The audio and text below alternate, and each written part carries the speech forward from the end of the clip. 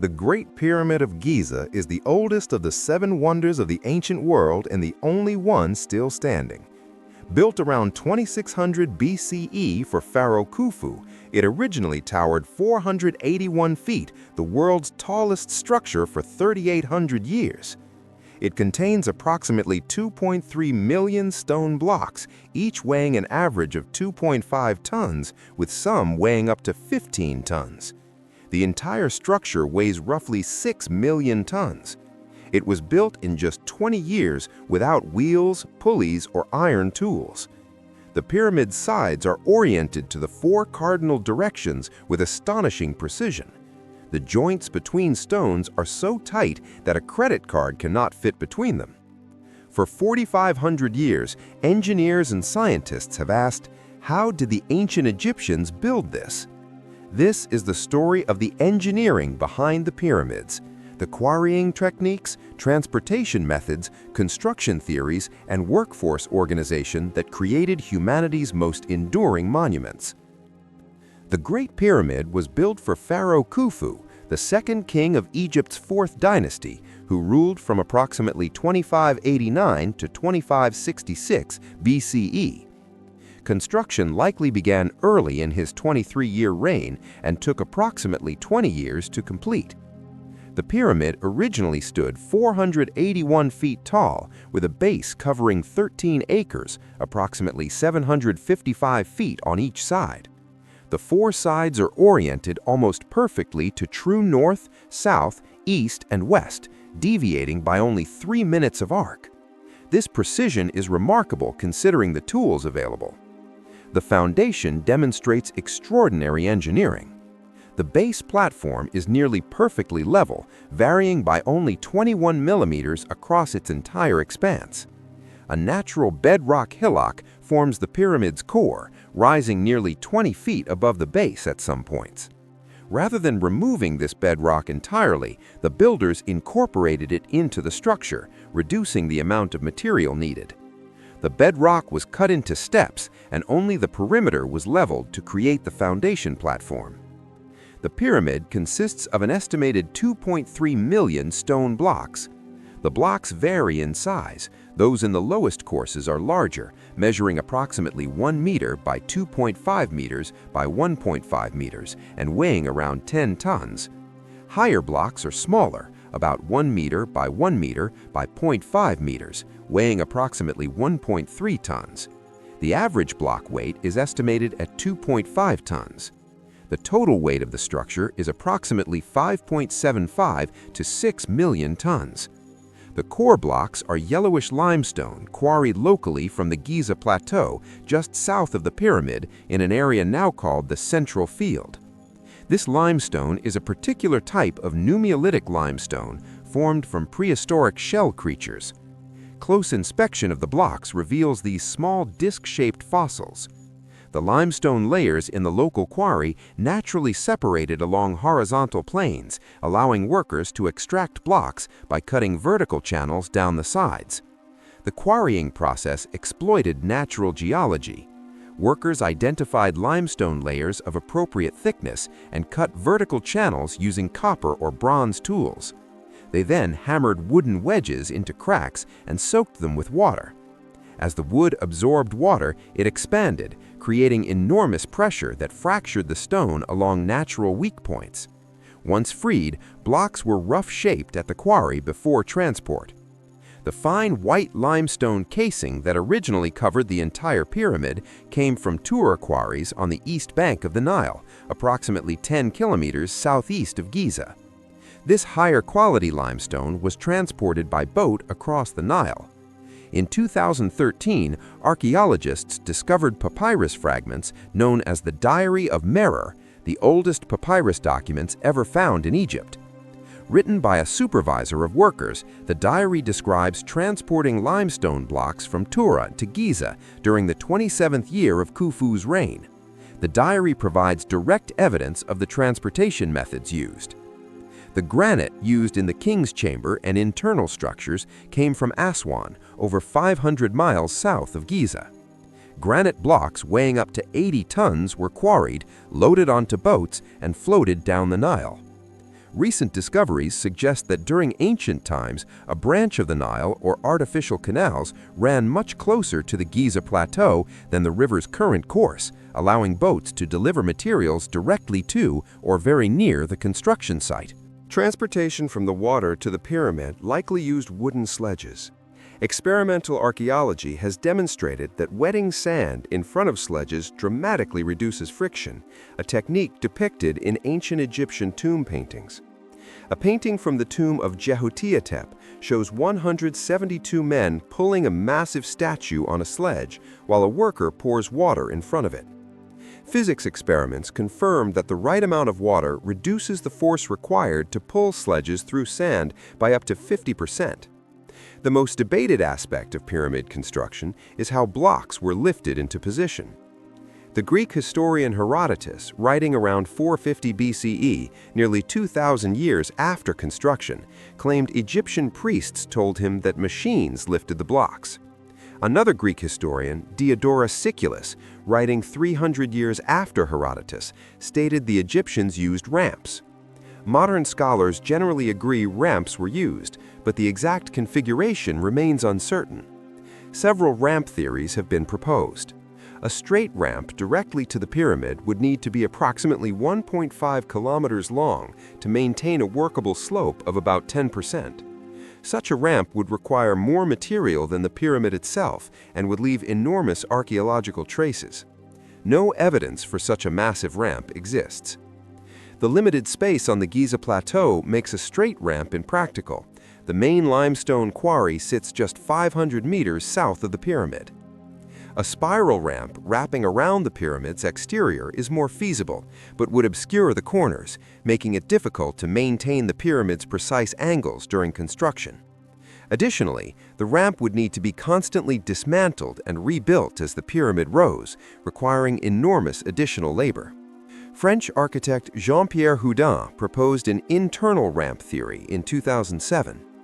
Houdin suggests that an external ramp was used for the first 30% of construction, then an internal ramp spiraling up inside the pyramid carried blocks to higher levels.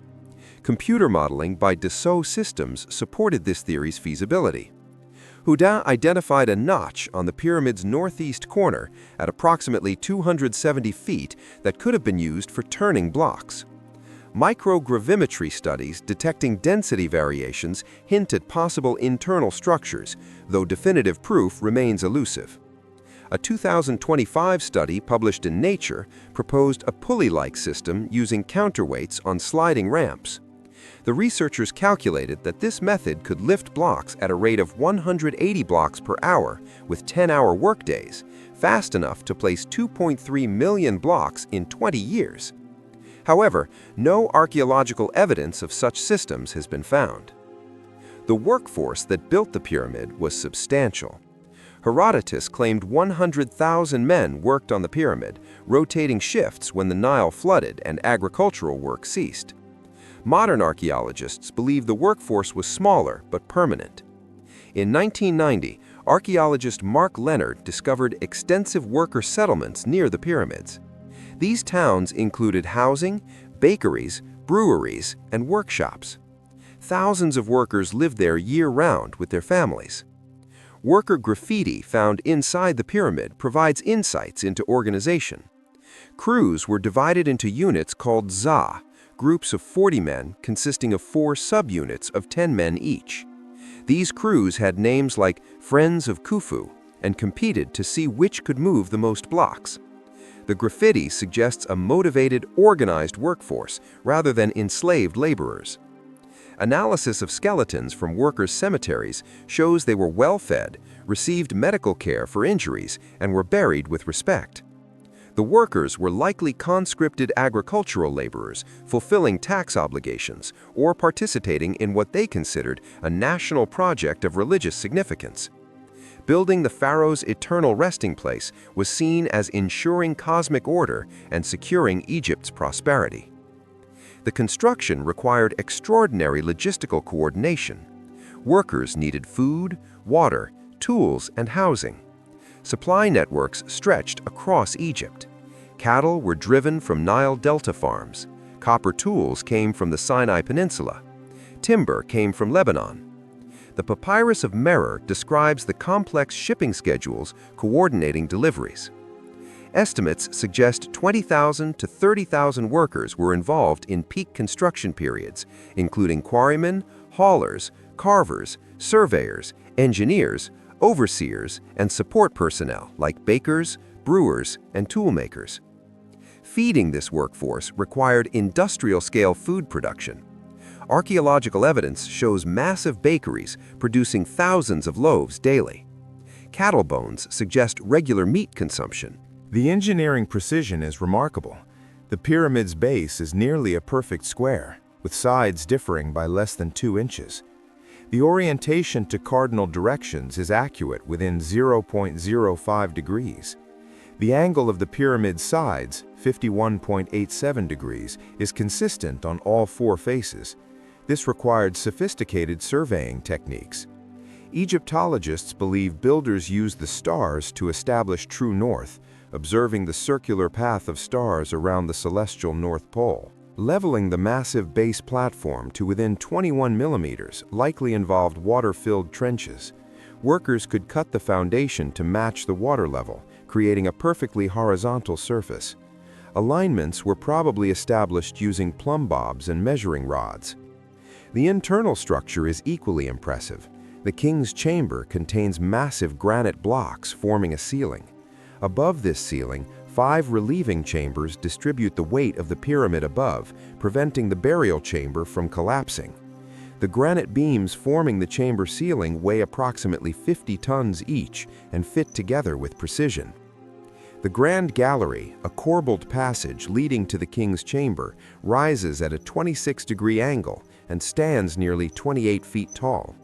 Its corbelled ceiling, where each stone course projects inward, demonstrates sophisticated understanding of structural mechanics.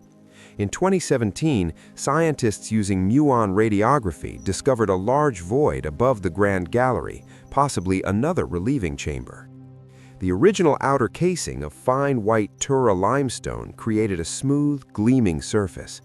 Historical accounts describe the pyramids as brilliant white, visible for miles across the desert. Most casing stones were removed over centuries and used for building projects in Cairo. Only a few remain at the pyramid's base, showing the precision of their placement. Joints between stones measure less than 0.5 millimeters. The pyramids at Giza, Khufu's Great Pyramid, Khafre's Pyramid, and Menkaure's smaller pyramid, represent the culmination of centuries of pyramid building experience. Earlier pharaohs experimented with different designs. Djoser's Step Pyramid, built around 2780 BCE, was the first large-scale stone building. Sneferu, Khufu's father, built 3 pyramids, learning through trial and error. His bent pyramid changed angle midway through construction when engineers realized the original angle was unstable. The engineering knowledge gained from these earlier projects enabled the construction of the Great Pyramid. The success of Khufu's pyramid influenced later constructions. Khafre's pyramid, built around 2520 BCE, is slightly smaller but appears taller due to its elevated location. It retains some of its original casing stones at the apex. Menkaure's pyramid, built around 2490 BCE, is significantly smaller at only 215 feet, reflecting changing economic and political conditions. The pyramid stood as the tallest human-made structures for approximately 3,800 years until the construction of medieval cathedrals. They remain among humanity's most impressive engineering achievements, demonstrating that ancient civilizations possessed sophisticated technical knowledge, organizational capabilities, and mathematical understanding. Modern research continues revealing pyramid secrets. Satellite imaging, ground-penetrating radar, muon tomography, and 3D scanning provide new data without damaging structures. In 2023, researchers announced discovering a hidden corridor inside the Great Pyramid using muon radiography. Each discovery deepens our understanding while raising new questions. The engineering behind the pyramids combined practical techniques, mathematical precision, astronomical observation, geological knowledge, and massive organizational effort. The Egyptians didn't have wheels for heavy transport, pulleys for mechanical advantage or iron tools for cutting stone. They used copper and bronze tools, wooden sledges, rope, human muscle power, and ingenious techniques that exploited natural materials and simple machines. The pyramids are not mysterious alien artifacts, but rather the products of human ingenuity, determination, and thousands of skilled workers applying engineering principles that remain valid today. Understanding materials, exploiting natural forces, distributing weight, using geometric precision, and organizing large workforces. The pyramids stand as monuments not just to pharaohs, but to human capability, showing what can be achieved through knowledge, organization, and collective effort.